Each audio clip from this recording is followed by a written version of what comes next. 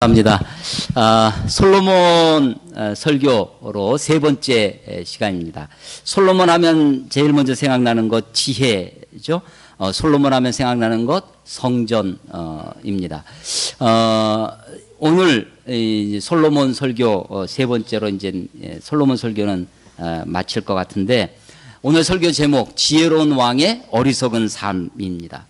지혜로운 사람이 지혜롭게 살아가는 것이 당연할 터인데, 지혜로운 왕이면서도 불구하고 어리석게 살아가서 비극적인, 또 자기만 저 밑에 평민이 어리석게 살면 영향력이 없죠. 그래서 그냥 자기 혼자 어렵고 힘든 것으로 끝날 겁니다. 근데 왕이 어리석은 삶을 살기 때문에 그것이 온 국가에, 온 나라에, 온 민족에, 당대뿐만 아니라 후대에도, 역사적으로도 큰 악을 저지르는 사람이 바로 솔로몬이다라는 것입니다. 그래서 이 솔로몬 설교 첫 번째 할 때 여러분에게 한번 여쭤봤던 것이 있죠. 솔로몬과 같은 사람이 되십시오라고 하면 이게 축복입니까, 욕입니까? 라고 했을 때, 솔로몬의 말년, 솔로몬의 마지막이 하나님 앞에 하나님을 떠난 상태로 그렇게 그의 죽음을 맞이하게 됩니다. 그렇게 되는 이유가, 그런 삶에 우리가 물론 다윗과 같이 훌륭한, 또 아브라함 같은 이런 사람들을 통해서 성공하고 하나님 앞에 형통의 축복을 받는 그런 것을 통해서도 배우지만, 사실은 실패를 통해서도 배워야 됩니다. 그래서 요즘은 그래도 실패학, 사실은 성공이 모든 사람의 것이 아닙니다.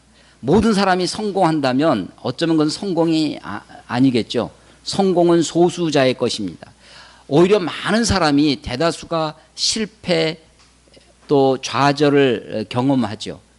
그래서 이 실패를 통해서 우리가 배우고, 실패를 통해서 교훈을 얻어야 되겠다라는 생각을 이제 갖게 됩니다. 솔로몬의 실패, 솔로몬의 이런 말년의 비극적인 어리석은 삶을 살게 되는 그런 촉매제 역할을 했던 것이 바로 솔로몬의 여인들입니다.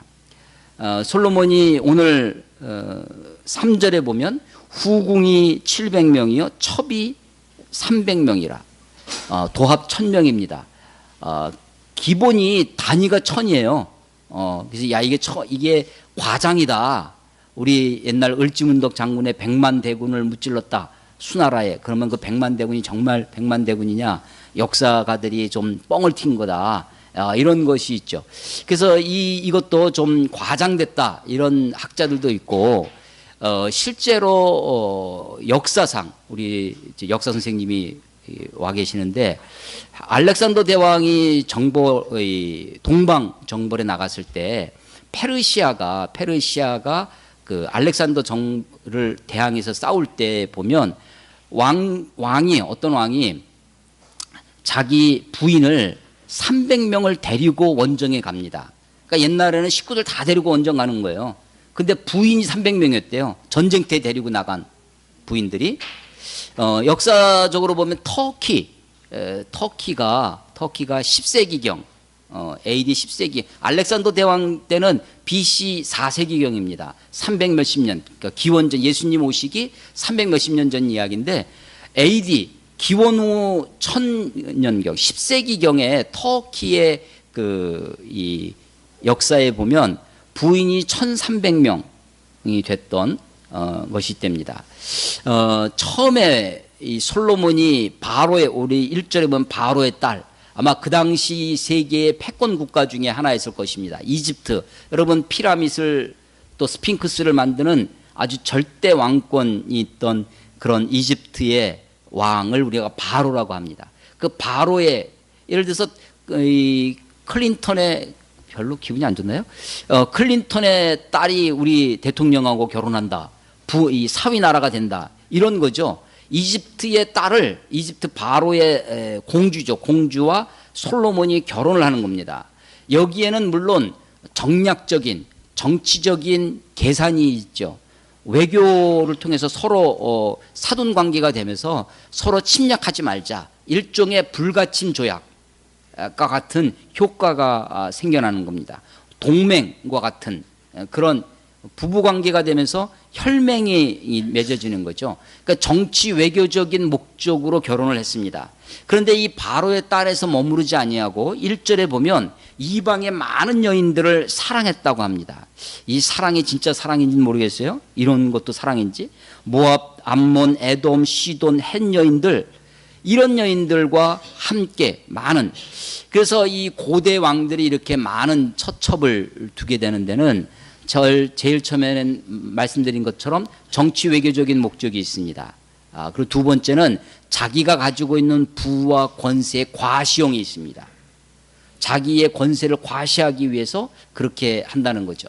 그러나 그것이 전부가 아니라 1000명씩이나 이렇게 되는 것은 사실은 자기 욕망, 안목의 정욕이라고 하는 자기 육신의 그런 욕망의 추구도 더불어 있는 것입니다.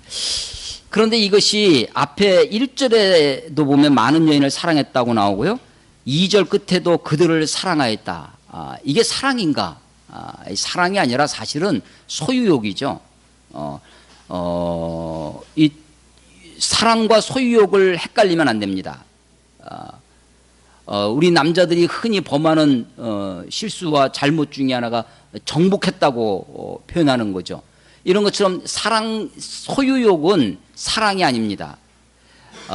사랑이 아닌 것 중에 하나가 집착이라는 것이 있습니다. 집착도 사랑이 아닙니다.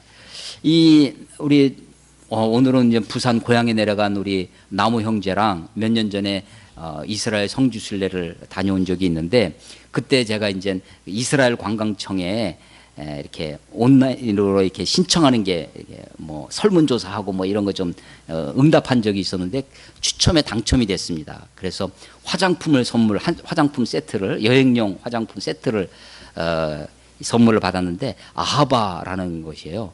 그게 사랑이라는 뜻입니다.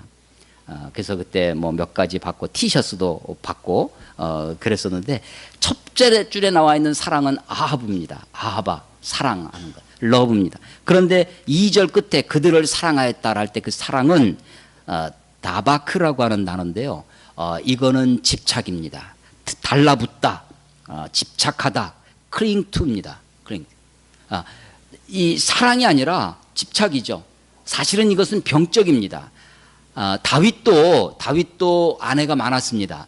다윗이 40년 동안 왕을 했는데, 다윗이 유다 지파의 12지파 중에 자기가 원래 유다 지파 사람입니다. 그 유다 지파의 왕으로서 헤브론에서 7년간, 또 예루살렘으로 옮겨서 33년간에서 40년간 왕 노릇하는데, 헤브론에서 이미 6 부인이 있었어요. 도망 다니면서도 망명 아둘람 굴에 있고 막 그러는데도 이 사울 왕이 쫓아오니까 계속 도망을 다니는 거예요. 그런데도 부인이 늘어납니다. 그래서 헤브론에 있을 때까지 부인이 6이었어요. 그런데 공교롭게도 그 부인 6명 가운데 아들들이 다 있습니다. 그 아들 중에 뭐 압살롬과 같은 사람이 있고요. 그 아들 중에는 솔로몬도 있고 그런 거죠.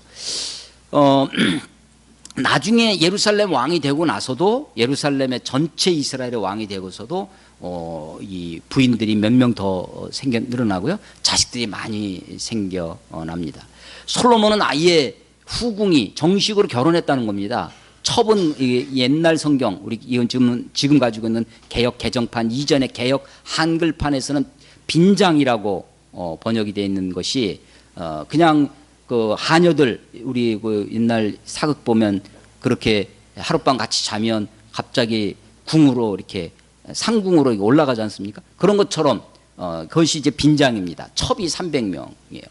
솔로몬의 이런 사랑이라고 묘사되어 있는 것은 사실은 사랑이 아니고 소유욕이고 집착이고, 이것은 병적인 수준입니다. 이 정도 되면 병이죠. 그렇지 않고서는 자기의 빈 마음을 채울 수 없기 때문입니다.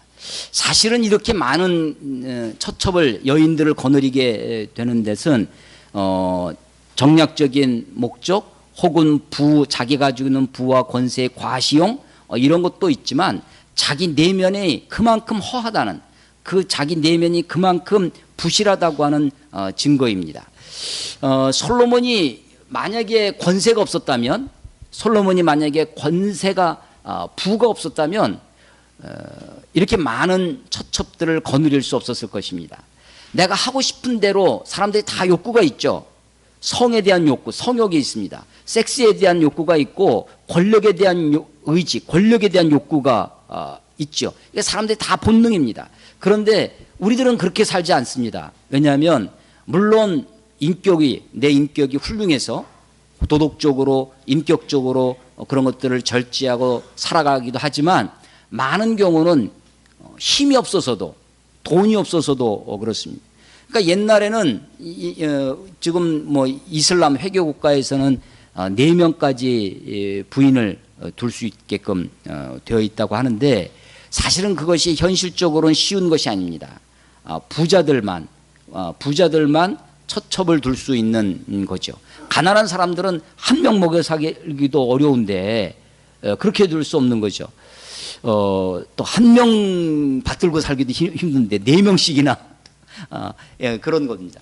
그래서 솔로몬이 그가 가지고 있는 그가 가지고 있는 권력으로 자기가 하고 싶은 욕망, 자기가 갖고 있던 생각들을 그대로 마음대로 할 수 있었던 것입니다.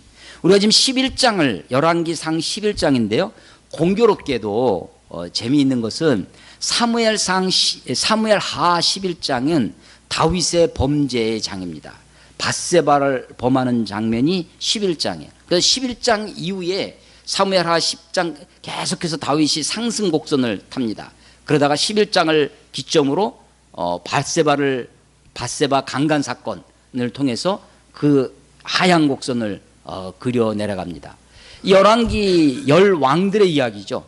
이스라엘 남왕국과 북왕국의 왕들에 대한 이야기인데 솔로몬의 이야기, 다윗이 죽고 솔로몬이 왕이 돼서 성전을 짓고 그때만 해도 기브온 산당에서 1천 번제를 드리고 네 소원이 뭐냐 내게 구하라 했을 때 하나님께 듣는 마음을 구했다라는 거 아닙니까? 옛날 성경은 지혜를 구했다라고 되어 있는데 그것이 듣는 마음입니다. 제가 이 솔로몬 설교 첫 번째 듣는 마음, 무엇을 들어야 되느냐? 하늘의 소리를 들어야 된다. 그것은 마음으로 듣는 심청, 영으로 듣는 영청이고 땅의 소리, 핏소리가 있다는 거죠. 억울하고 한 맺힌 땅의 소리를 들어야 된다. 그것은 엎드려 들어야 된다. 복청이라고 제가 말씀을 드렸었고, 이웃 사람들의 소리를 들어야 된다. 그것은 경청을 해야 된다. 라고 말씀드렸는데 솔로몬이 1천 번제를 드리고 그 하나님이 그것을 사실은 그것도 가나안의 이 신들의 그 종교 형태를 가졌던 산당에서 드렸습니다. 그러나 그래도 하나님이 이 솔로몬의 마음을 어여삐 여기서 네 소원이 뭐냐, 기도 제목이 뭐냐라고 물어보고 그것을 응답해 줍니다. 네가 장수도 구하지 아니하고 부도 구하지 아니하고 원수의 생명도 구하지 아니해서 내가 너에게 지혜로운 마음, 총명과 지혜를 더해 주고 장수와 부와 이 모든 것을 너에게 더해 주겠다고 했던 것입니다. 아버지 다윗이 성전을 지으려고 했는데 하나님이 거절을 하죠. 너는 전쟁을 많이 해서 피를 흘려서. 그래서 그렇지만 하나님이 그 마음을 귀히 여기셨어요. 하나님은 이 건물로 짓는 성전을 원하지 않으셨습니다. 그런데 다윗이 나는 백향목 궁에 거하거늘 하나님의 교는 저 천막 속에 장막 속에 있도다 라고 하는 그 하나님을 향한 마음, 하나님의 법궤를 예루살렘으로 옮기면서 기뻐서 춤추며 속옷이 다 벗겨져서 부끄러운 줄도 모르고 그 하나님을 향한 그 순수하고 뜨거운 그 마음을 하나님은 보셨던 거죠. 그래서 내가 너에게 네 소원을 허락해 주는데 너 때는 안 되고 솔로몬 때, 네 아들 때에 성전을 짓게 하겠다라고 했더니 다윗이 온 마음을 다해서 성전을 건축할 준비를 다 해놉니다. 물론 그 이후에 솔로몬도 준비한 것이 있었지만 온갖 금은으로 레바논 백향목으로 다 수입 원목이죠. 성전에서는 예루살렘에서는 돌 쪼는 소리도 나지 않게끔 다 준비돼서 먼 데서 돌을 뜨는 데서부터 돌을 다듬어서 갖고 와서 맞추기만 하게끔 그렇게 성전을 아름답고 웅장하고 솔로몬의 영광이라고 표현될 정도로 그렇게 성전을 지었습니다.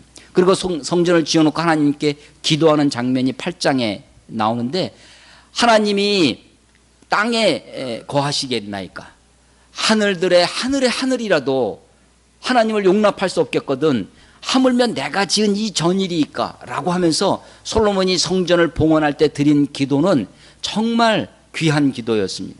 솔로몬의 초기 솔로몬의 처음 마음들은 하나님의 마음에 쏙 들었죠. 그 솔로몬의 기도가 하나님 주의 마음에 든지라 마음이 그릇이라면 그 마음 속에 쏙 들어온 겁니다. 그래서 마음에 들었다고 그러던 이 솔로몬이 성전을 위하여 7년간 성전을 짓고 자기 왕궁을 몇 년에 졌어요? 13년에 짓습니다. 그러니까 20년 동안 백성들은 그 강제 노역에 그렇게 불려온 것입니다. 근데 거기에서만 끝난 것이 아니라 9장 10장에 읽어보시면 솔로몬이 여러 전국을 요새화합니다. 국고성을 짓고 방벽을 쌓고 마병과 병거를 모아놓을 그런 성들을 곳곳에 쌓습니다. 아니 그것은 이 국가를 나라를 지키기 위해서 짓는 것이다 라고 생각할 수도 있죠. 근데 거기서만 끝나는 것이 아니라 이제 예루살렘의 그 바로의 공주 바로의 딸을 위하여 별궁을 지어줍니다. 그런데 바로의 딸만을 위해서 지어줄 수가 없잖아요. 그러니까 오늘 1절에 나온 모압, 암몬, 에돔, 시돈, 헷 여인 이런 사람들을 위해서도 집을 지어주고 그들이 섬기던 우상의 제단, 산당 이런 것들을 지어주기 시작합니다. 그 모든 것을 누가 지어요? 솔로몬이 돌 하나 옮겼겠습니까? 아니죠. 그게 다 백성들이 하는 것입니다. 솔로몬이 이 성전을 짓고 솔로몬이 왕궁을 짓고 전국토를 그렇게 국토를 완전히 4대강 정도로 해서 우리가 끝나서 다행이지 예를 들어서 한반도 대운하를 했다면 어떻게 됐겠어요? 그런 아주 국가적인 토목사업, 건축사업에 온 백성들이 매어 달렸던 겁니다. 그러니까 백성들은 아주 생활이 핍절하고 백성들은 그러니까 우리가 지금 단군 이래로 지금 우리 국민들이 가장 잘 사는 세대라고 합니다. 광개토대왕이 중국까지 해가지고 큰 땅을 차지했었습니다. 그때 있지 않았냐? 그러나 그때는 귀족들, 왕족들만 잘 살고 고구려 백성들은 일반 백성들은 여전히 어렵고 힘들고 전쟁에 내몰리고 그랬던 것이죠. 그러나 지금은 우리가 GDP가 3만 불 이상 아직 4만 불을 못하고 있지만 그런 시대에 살고 있는 거죠. 솔로몬의 영광 그 뒷면에 사실은 백성들의 고역이 백성들의 아주 힘든 피눈물 나는 삶이 있었던 것입니다. 솔로몬이 이렇게 성전도 성공적으로 왕궁도 그리고 온 국가를 이렇게 건축 사업으로 변화시키면서 솔로몬의 마음이 점점점 처음에 그 듣는 마음을 달라고 했을 때 목적이 뭐였냐면 백성들이 재판하러 오면 내가 그걸 잘 듣고 분별할 수 있도록 백성들의 이 갈등이나 백성들의 어떤 어려움을 들어주는 그런 왕이었습니다. 근데 이제 점점점 백성들의 모습이 안 보이고 백성들의 피눈물 나는 소리가 들리지 않고 하는 것입니다. 왕궁과 성전을 다 지었습니다. 거기에 아주 1등 공신이 있었는데 저 위에 이스라엘 나라 위쪽에 가면 두로라고 하는 페니키아 있죠. 페니키아 두로입니다. 이 두로의 히람 왕이 레바논 백향목을 베다가 그것을 바다로 그걸 육로로 나무를 큰 나무를 운반하려면 힘이 드니까 바다로 해서 뗏목으로 해서 예루살렘으로 갖고 올라옵니다. 그때 이 1등 공신이 두로 왕 히람입니다. 이 성전과 왕궁 건축이 다 되니까 이 솔로몬이 구장에 가면 열왕기상 9장입니다. 솔로몬이 보상을 해줍니다. 근데 이 보상이 뭐냐? 갈릴리 북쪽 갈릴리에 성읍 20개를 띄워줍니다. 이건요 뭐냐면 그 땅은 비록 못 쓰는, 예를 들어서 세종대왕이 저 여진족을 달래기 위해서 강동 6주를 내줬다. 서희의 단판, 우리가 그런 거 기억하시잖아요. 근데 그 반대 상황으로 여진족에게 니들 여기 뭐 노략질 하지 말고 니들 여기서 잘 먹고 잘 살아. 비록 좀 못 쓸 땅 같아 보이지만 그걸 띄워줬다. 나중에 역사상 그것이 어떻게 남겠습니까? 미국이 알래스카 땅을 그 땅을 750만 불에 샀다는 거 아니에요? 옛날 구소련으로부터. 근데 그때는 너무나 그런 얼음 덩어리 땅을 그렇게 돈을 주고 사다니 해가지고 미국에서 막 욕을 얻어먹었는데, 그 사람이 죽고 얼마 안 돼서 거기에 막 원유가 나오고 항공산업이 발달하면서 알래스카가 중간 기착지로 해서 굉장히 지금 솔로몬이 저지른 잘못 중에 하나가 갈릴리에 있는 성읍 20개를 20성읍을 두로왕 히람에게 줘버린 거예요. 근데 그 땅은 어떤 땅이냐면 하나님이 이스라엘 백성들에게 주신 기업입니다. 하나님이 이스라엘에게 주신 언약의 땅입니다. 하나님이 이스라엘에게 주신 약속의 땅입니다. 자, 만약에 문재인 대통령이 저한테 무슨 선물을 하나 줬는데 제가 선물을 우습게 여겨요. 거들떠 보지도 않고. 아니, 우리 집사님이 선물한 넥타이도 내가 마음 이렇게 두고 몇 줄을 좀 차고 오잖아요. 근데 선물을 받았는데 하나님으로부터 받은 것을, 그게 선물이죠. 그게 은혜입니다. 은혜를 은혜로 여기지 않냐는 것, 선물을 선물로 여기지 아니하고 가볍게 여기는 것은 선물을 가볍게 여기는 것이 아니라 그 선물을 준 사람을 가볍게 여기는 거죠.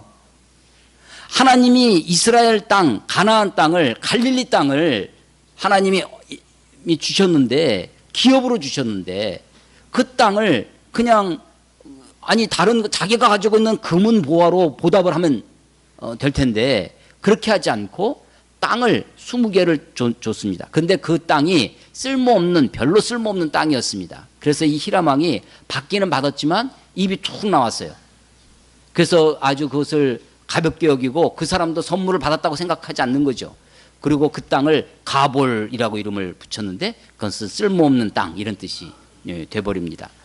나중에 이 솔로몬이 하나님을 우습게 여기는, 하나님을 가볍게 여기는 증거가 또 있는데, 그것은 뭐냐면 바로 이 많은 여인들을 처첩을 거느리는 겁니다. 이것은 율법을 어기는 것이었습니다. 오늘도 보시면 2절에 보시면 여호와께서 일찍이 이 여러 백성에 대하여, 가나안 여러 족속들에 대하여 이스라엘 자손에게 말씀하시기를, 하나님이 말씀하셨어요. 너희는 그들과 서로 통혼하지 말며 그들도 너희와 서로 통혼하게 하지 말라. 그들이 반드시 너희의 마음을 돌려 그들의 신들을 따르게 하리라 라고 말씀하셨습니다. 하나님의 말씀을 귀담아 듣지 않는 겁니다. 하나님의 말씀을 깔아뭉개는 겁니다. 하나님의 말씀을 우습게 여기는 것입니다. 하나님이 그렇게 말씀하리라 하셨으나, 그러나 불순종에 나죠. 불순종에 납니다.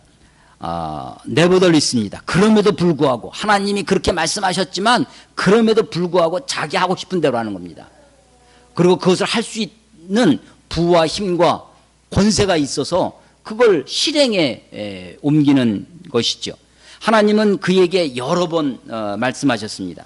아니 이미 말씀하셨던 것이 있어요. 일찍이 말씀하셨던 것이, 이미 성경에, 예를 들어서 우리가 미운 놈이 있어요. 이걸 죽일 거야 말 거야 하나님께 기도하고 물어보면 어떻게 답변하실 것 같아요? 죽이지 말라고 그럴 것 같아요? 하나님 아마 답변 안 하실 겁니다. 왜냐하면 이미 성경에 다 말씀하셨기 때문입니다.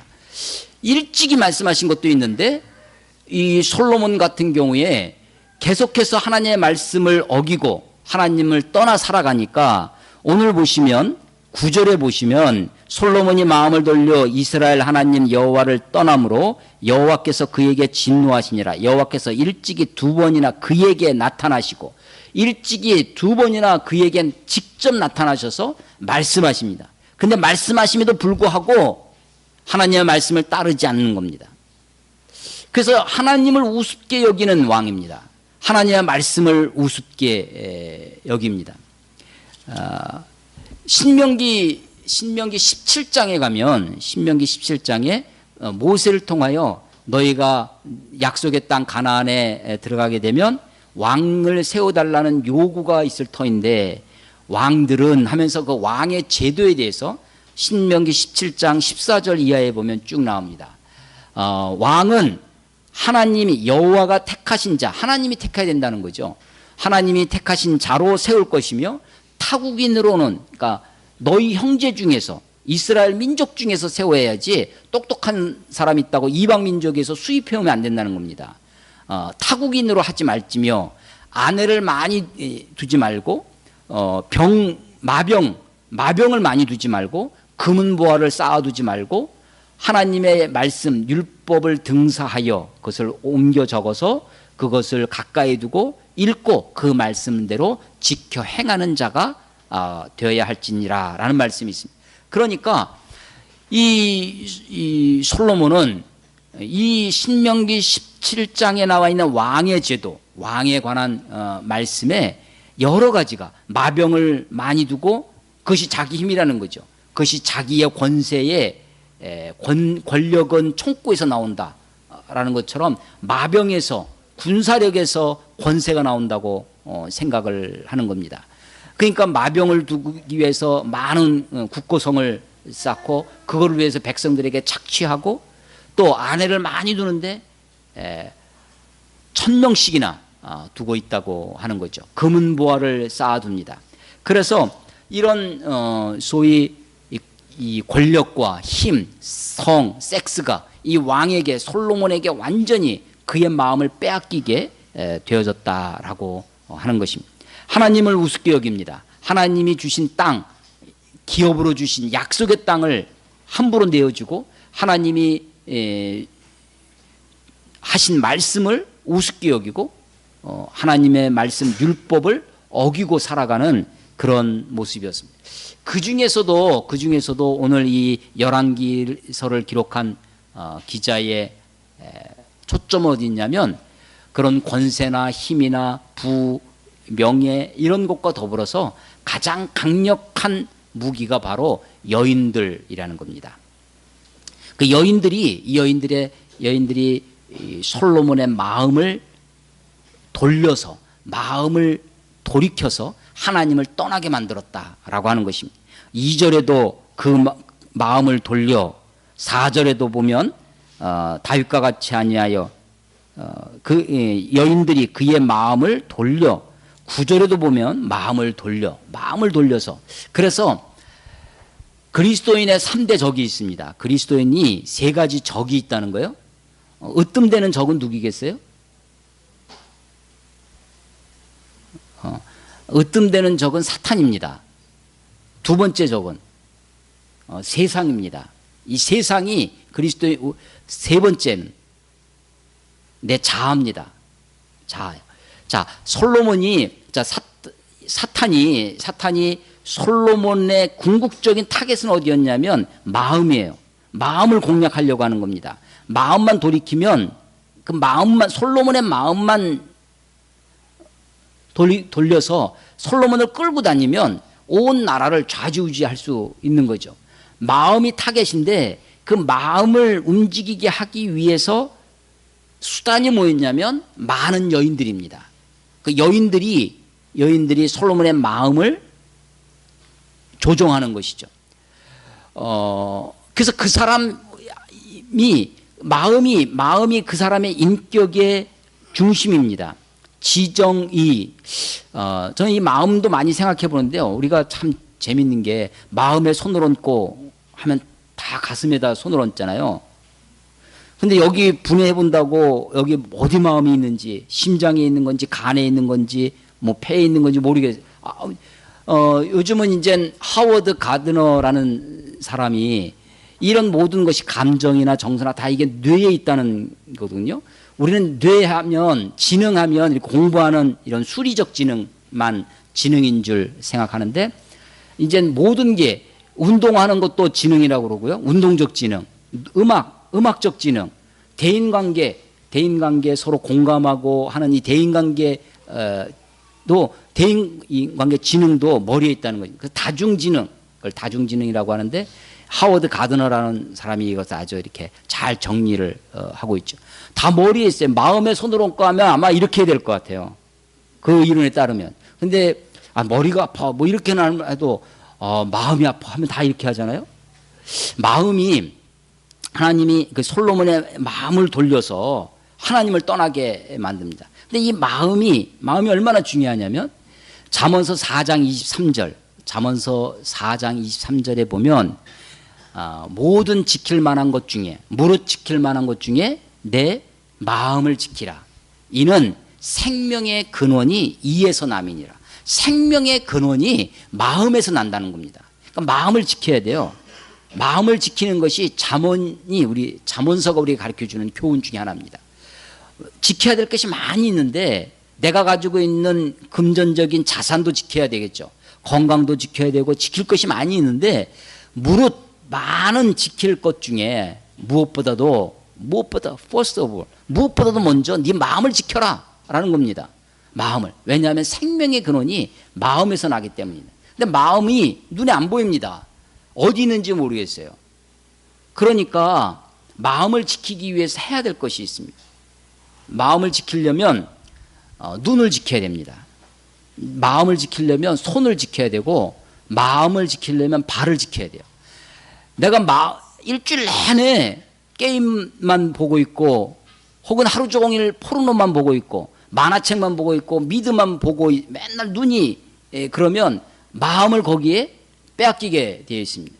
내가 어떤 것을 보느냐, 내가 하루 종일 게임방만 PC방만 가는 발걸음이라면 내 마음을 지킬 수가 없는 겁니다. 거기에 다 빼앗기는 거죠. 사탄은 세상을 통해서 이런 세상 문화를 통해서 우리의 마음을 차지하고 마음을 지배하고 마음을 조종하려고 합니다. 세상의 모토는 이런 거예요. 세상의 모토는 분명합니다. 내 인생은 네 거다. 너는 자유다. 우리의 자유와 우리의 이 독립심, 우리의 자립심을 자극합니다. 세상은 다 이것이 자기 마음대로 살아야 되는 것 아니냐. 왜 다른 사람의 취향을 공격하느냐고 이야기하죠. 세상 문화가 세상이 우리들의 마음을 차지하고 지배하려고 합니다. 근데 그 사탄은 그 세상을 통해서 우리의 마음을 지배하는 것이죠. 마음을 지켜야 되는데 마음을 지키기 위해서 우리가 늘상 보고 있는 것, 내가 뭘 주로 보고 있는지, 하루 종일 내가 어디를 자주 가고 있는지, 내 발을, 내 손에는 지금 무엇이 쥐어져 있는지, 내 손과 발과 눈을, 그것을 지켜야 궁극적으로 내 마음을 지킬 수 있는 것입니다. 여인들을 통해서 솔로몬의 마음을 차지합니다. 그리고 솔로몬의 마음을 돌려서 하나님을 떠나 살게 합니다. 그 결과가 무엇이냐면 우상숭배로 나타납니다. 5절에 보면 시돈 사람의 여신 아스다롯을 따르고 암몬 사람의 가증한 밀곰을 따랐다. 7절에 모압의 가증한 그모스를 위해 예루살렘 앞 산에 산당을 지었고 또 암몬 자손의 가증한 몰록을 위하여 그와 같이 산당을 지었다는 이야기죠. 그가 또 그의 이방 여인들을 위하여 다 그와 같이 다 산당을 곳곳에 높은 곳에 산당 짓고 그 여인들을 위하여 그들이 섬기는 신들을 위하여 그렇게 했다. 다 자기들의 신들을 분양하게 했다라는 것입니다. 물론 솔로몬은 성전을 지었습니다. 그리고 성전 제사도 열심히 부지런히 했을 것입니다. 그러니까 이 우상숭배는 어떤 형태로 나타나냐면 종교 혼합주의 형태로 세크라티시즘이라고 하는 종교 혼합주의 형태로 나타납니다. 오늘날은 사탄이 세상 문화를 통해서 우리의 마음을 잡고 우리의 마음을 지배하고 조종해서 우리로 하여금 하나님을 온전히 따르지 못하게 하고 세상을 따르고 세상 신을 섬기게 합니다. 우리가 현대의 가장 강력한 우상은 여기 나와 있는 금오스니 몰록이니 아스다롯이니 밀곰이니 이런 것보다도 더 강력한 우상이 있습니다. 그것은 바로 만몬신입니다. 하나님과 재물을 겸하여 섬길 수 없다라고 하는 그 재물이 만몬입니다. 만몬신, 자본주의 시대의 자본, 이 돈의 우상, 만몬신이 우리들의 마음과 생각을 다 빼앗아 갑니다. 하나님을 따르지 못하게 합니다. 우상을 섬기게 하는 것이죠. 온전히 섬기지 못합니다. 아니, 솔로몬도 그러했지만 솔로몬도 성전에서 예루살렘 성전에서 유월절 때 절기 때마다 안식일 때마다 그렇게 하나님을 예배하고 제사를 했을 것입니다. 그런데 더불어서 그런 신들 다른 우상 숭배도 동일하게 함께 하는 것입니다. 그래서 소위 짬뽕인 거죠. 혼합주의입니다. 하나님은 이에 대해서 심판하십니다. 하나님의 심판이 9절서부터 13절에 나옵니다. 하나님은 솔로몬에게 2번의 기회를 주셨습니다. 2번이나 그에게 나타나서 말씀하셨어요. 그런데 그는 하나님의 말씀을 거역합니다. 하나님의 말씀을 우습게 여기고 10절에 이 일에 대하여 명령하사 다른 신을 따르지 말라 하셨으나 이 나 불순종에 나가 있다고 그랬죠. 그가 여호와의 명령을 지키지 않았으므로 여호와께서 솔로몬에게 말씀하시되 내게 이러한 일이 있었고 또 내가 내 언약과 내가 내게 명령한 법도를 지키지 아니하였으니 하나님이 내가 반드시 이 나라를 솔로몬의 나라를 이 나라를 너에게서 내게서 빼앗아 내 신하에게 주리라. 예, 그 신하가 북왕국 이스라엘을 세운 여로보암이 되는 것이죠. 그런데 12절 그러나 또 그러나가 있어요. 이 그러나는 하나님의 그러나입니다. 이 하나님의 그러나는 긍휼하심이에요. 하나님이 솔로몬에게 심판을 하셨지만 그 심판을 하시는 하나님의 성품은 어디서 출발하는 거냐면 하나님의 공의, 하나님의 정의에서 나오는 것이죠. 그런데 하나님이 그 정의, 하나님의 공의의 잣대를 우리에게 100% 들이밀면 우리는 살아남을 사람이 하나도 없습니다. 하나님의 의 앞에 누가 견뎌낼 수 있겠습니까? 하나님의 의로 우리를 다 심판하시면 살아남을 사람이 아무도 없습니다. 하나님이 우리들에게 긍휼을 베푸셔야 되죠. 하나님의 긍휼이 그러나 이후에 나옵니다. 12절 그러나 내 아버지 다윗을 위하여 하나님이 긍휼을 베푸시는 이유가 있어요. 누구 때문에? 다윗 때문입니다. 다윗 때문에. 내 아버지 다윗을 위하여 내 세대에는 솔로몬 너 때에는 이 일을 행하지 아니하고 내 아들의 손에서 빼앗으리라. 그러니까 솔로몬 사후에 솔로몬이 죽고 나서 르호보암이라고 하는 솔로몬 다음 왕, 이 르호보암 때 신하 중에 한 사람이었던 여로보암이 반란을 일으켜서 북왕국 이스라엘이 떨어져 나가고 남왕국이 남습니다. 근데 남왕국이 남을 때 원래 이 다윗과 솔로몬이 있던 유다 지파와 한 지파를 더해 줍니다. 외롭지 말라고.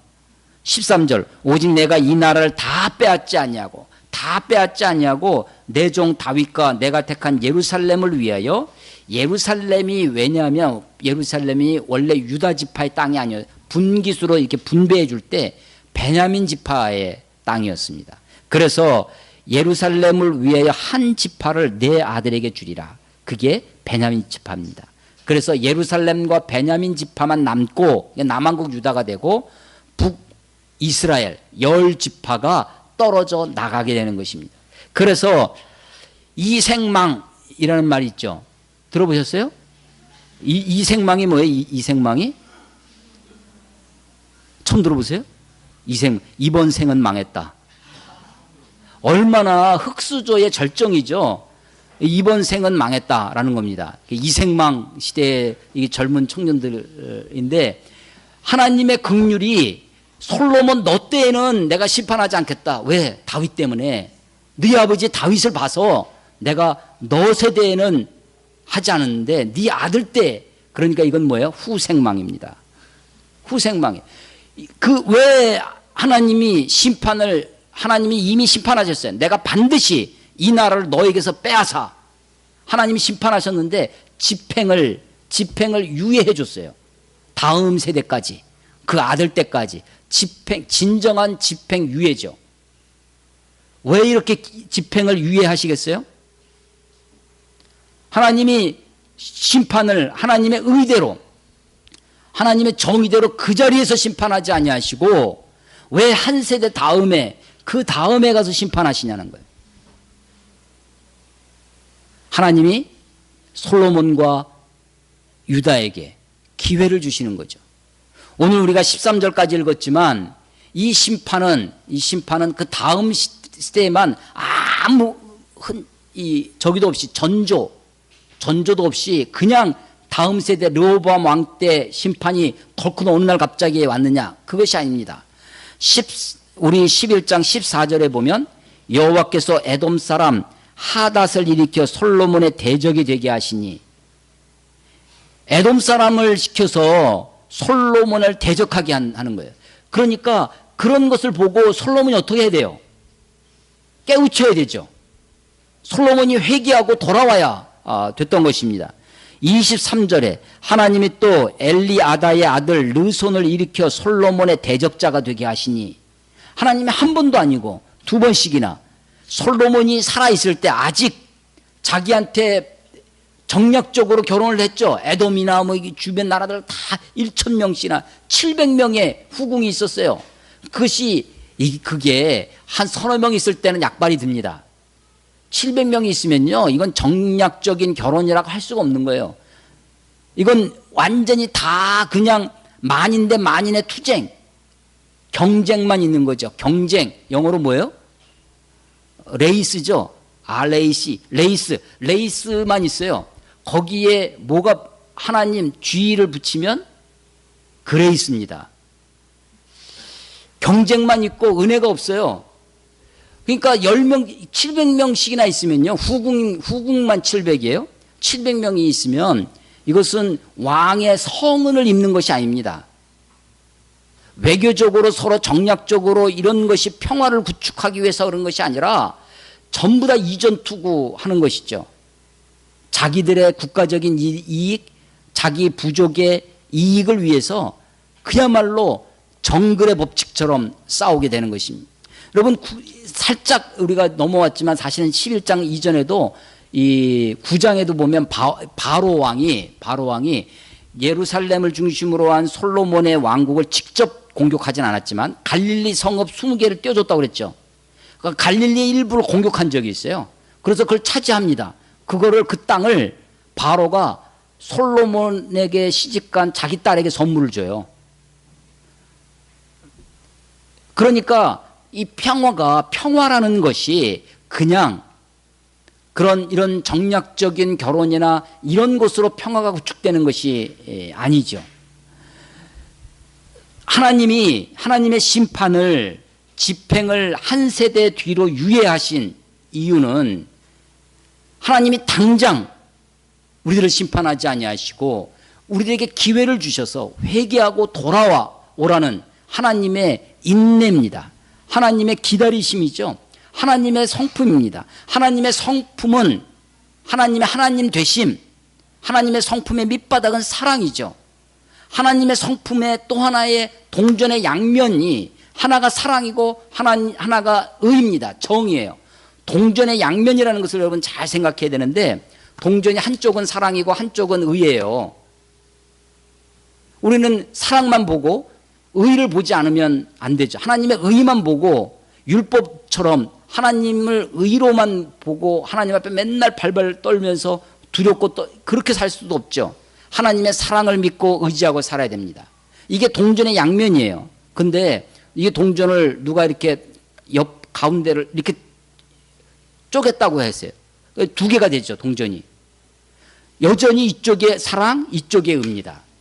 아무리 쪼개도 동전의 양면이라는 말은 아무리 쪼개도 한쪽의 사랑, 한쪽의 의예요. 하나님의 모든 하나님의 행하심, 하나님이 일하시는 것, 하나님의 일하심에 한 면은 사랑이고 한 면은 의입니다. 하나님이 우리들에게 사랑을 베풀 때도 하나님의 의가 밑바탕에 있습니다. 하나님의 의가 우리를 심판하실 때에도 그 바탕에 하나님의 사랑이 깔려 있다는 것을 알아야 됩니다.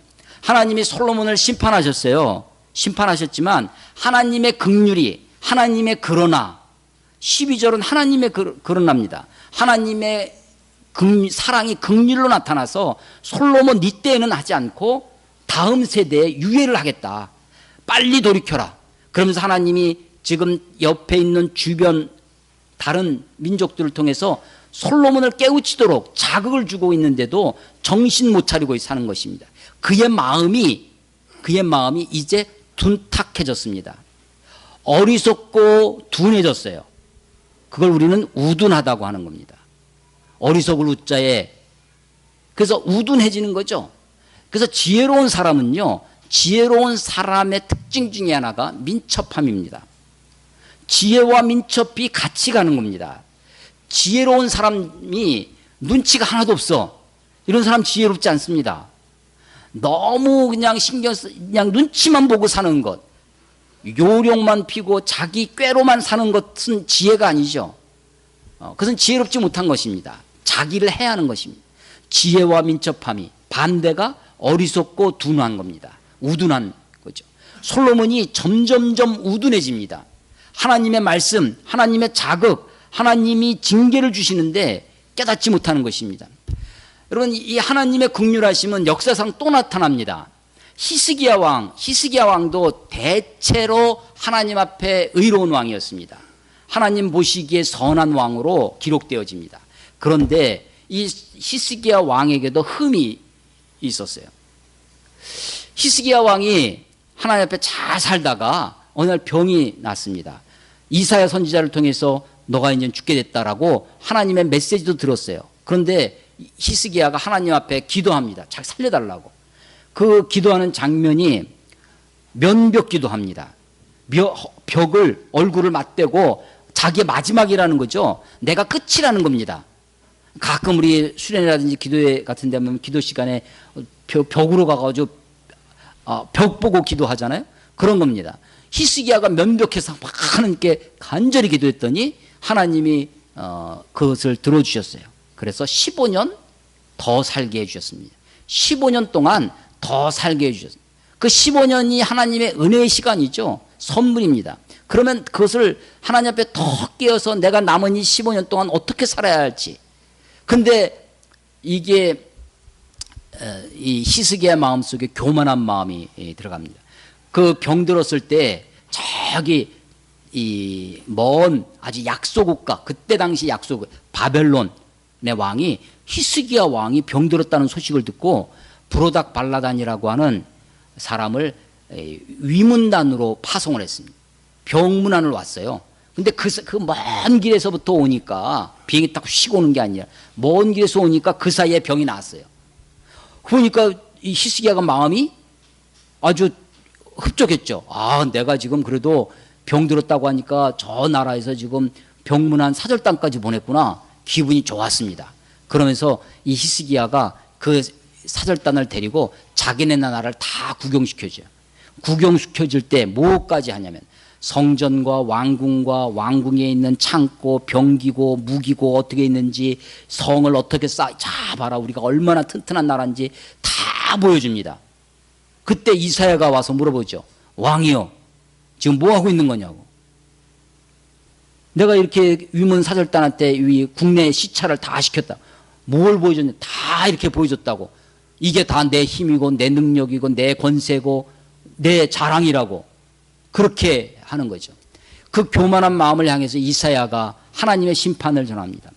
네가 보여준 이 모든 것이 바벨론에 다 빼앗길 것이다. 그 실제로 이루어지잖아요. 그러면 그 이야기를 들을 때 그때도 하나님이 그러나 네가 그동안 나에게 선하게 행했으므로 너 때에는 하지 않고 네 다음 때에 하리라. 그럼 히스기야가 어떻게 돼요? 회개해야죠. 회개해야죠. 다시 돌이켜서 그 순수한 마음, 처음 먹었던 마음으로 돌아와야죠. 온전한 마음으로 돌아와야 될 텐데 히스기야가 뭐라고 하냐면 하나님의 심판이 내 때에 이르지 않으니 그것은 참 다행입니다 하고 넘어가는 거예요. 그 사이에 15년 사이에 아들이 하나 태어납니다. 3년 후에 므낫세입니다. 므낫세라는 왕이 태어나는데 이 므낫세 왕이 남왕국 유다의 왕 중에 가장 악독한 왕이 됩니다. 그래서 다윗 때문에 다윗과 같이 다윗이 선왕의 기준이라면 악한 왕의 기준이 바로 므낫세입니다. 므낫세의 죄 때문에 그게 누구 때 태어나요? 히스기야 때 태어납니다. 하나님이 기회도 주지 않고 심판하시는 분이 아니었습니다. 솔로몬 때도 그렇지만 히스기야 때도 후생망입니다. 네 때는 하지 않겠다. 네 아들 때 하겠다. 그렇게 시간을 주시면 그 기회 때 어떻게 해야 돼요? 빨리 회개하고 돌아와야죠. 하나님의 심판이 그렇습니다. 저는 이렇게 생각합니다. 죄악이 임계점이 있다. 하나님이 이 세상이 죄악이 관영에 가득 차 기쁨과 성령에만 충만한 것이 아니라 죄도 우리 안에 차기 시작합니다. 악한 마음, 우둔한 마음, 어리석은 마음들이 우리들의 마음을 차지하기 시작합니다. 우리들이 눈을 빼앗기고 우리들의 손과 발이 하나님 없이 멀어져 가고 있을 때 하나님이 어느 한순간 그냥 확 우리를 심판하시는 것이 아니라 조금씩 우리들을 징계하시고 훈계하시고 때로는 말씀을 통해서 때로는 우리 어떤 사건을 통해서 주변 사람들을 통해서 돌아오기를 깨우쳐 주시는데 아니 역사의 흐름을 통해서도 심판을 받고 있는 그것을 역사를 보고서도 깨우치지 못한다면 말씀을 통해서도 돌이키지 않는다면 하나님이 어느 날 죄악이 관영 가득 차는 그때 죄악의 임계점에 다다랐을 때 하나님이 세상을 역사를 심판하시고 우리의 인생을 심판하실 것이다. 솔로몬 때도 그러합니다. 히스기야 때도 그랬습니다. 자, 세상 우리 그리스도인의 적이 사탄, 세상, 자아가 있다고 그랬습니다. 내 안에도 죄악된 본성이 있죠. 내 안에 거짓된 마음이 있습니다. 욕구가 있어요. 그런데 이 마음을 잘 지켜야 됩니다. 사탄도 세상도 내 마음을 빼앗아가고 내 마음을 좌지우지하려고 공격합니다. 마음을 지켜야 됩니다. 내 마음을 지키기 위해서 내가 주로 무엇을 보고 있는지, 내가 주로 무엇을 듣고 있는지, 내 발걸음은 어디로 향하고 있는지, 내 손은 무엇을 탐하고 있는지를 우리가 돌이켜봐야 할 것입니다. 무릇 지킬 만한 것 중에 내 마음을 지키라고 말씀하십니다. 마음이 돌아서서 하나님을 떠난 솔로몬을 그 성전을 지은 그 영광에도 불구하고 솔로몬을 심판하시고 그 다음 때 그 나라를 쪼개서 나라가 분열되어지는 이 남왕국 유다를 향한 하나님의 인내는 참으로 오래됩니다. 다윗 때문에 솔로몬이 크게 망했죠. 나라가 망해. 그래도 계속해서 이 유다 남왕국을 하나님이 붙들고 끈질기게 마지막에는 결국 남왕국 유다도 망하고 예루살렘 성전도 하나님의 이름을 두신 그 성전도 무너뜨려서 이방 민족의 짓밟히는 그런 모습이 되고 맙니다. 하나님의 인내가 여기에 있습니다. 하나님의 사랑이 이곳에 있어요. 하나님의 심판 가운데라도 하나님은 그 사랑하심으로 우리에게 긍휼을 베풀어 주실 것입니다. 심판 중에라도 긍휼을 베풀어 주시옵소서. 이게 우리들의 기도의 제목입니다. 아니 사실은 저의 기도죠. 하나님 이 땅을 심판하시더라도 나를 심판하시더라도 그 속에라도 긍휼을 베풀어 주시옵소서라고 기도합니다. 하나님의 심판이 징계가 임할 때 하루속히 빨리 돌이켜서 주님께로 돌아와야 됩니다. 하나님은 우리들에게 계속해서 기회를 주시고 말씀하실 것입니다. 하나님은 어떤 하나님이냐? 오늘 본문에서 하나님은 말씀하시는 하나님입니다. 하나님은 어떤 하나님이냐? 심판하시는 하나님이십니다. 하나님이 말씀하시고 심판하시고 우리에게 우리의 인생을 맡겨주십니다. 내가 다 하는 거예요. 솔로몬이 살아가는 것입니다. 하나님이 솔로몬을 조작해서 솔로몬을 강제로 이끌어 가시지 않습니다. 오늘날도 마찬가지입니다. 저 여러분을 하나님이 우리를 강제로 이끌고 가지 않습니다. 여러분을 인격적으로 대하십니다. 그리고 여러분들이 참으로 우리가 내 자신이 자원하는 마음으로 하나님 앞에 순종하고 복종하며 하나님을 경외하며 살기를 지금도 기다리고 계시는 것입니다. 무릇 지킬 만한 것 중에 내 마음을 지키라. 하나님 앞에 우리의 마음을 온전히 드리는 저와 여러분이 되시기를 주의 이름으로 축원합니다. 기도하겠습니다.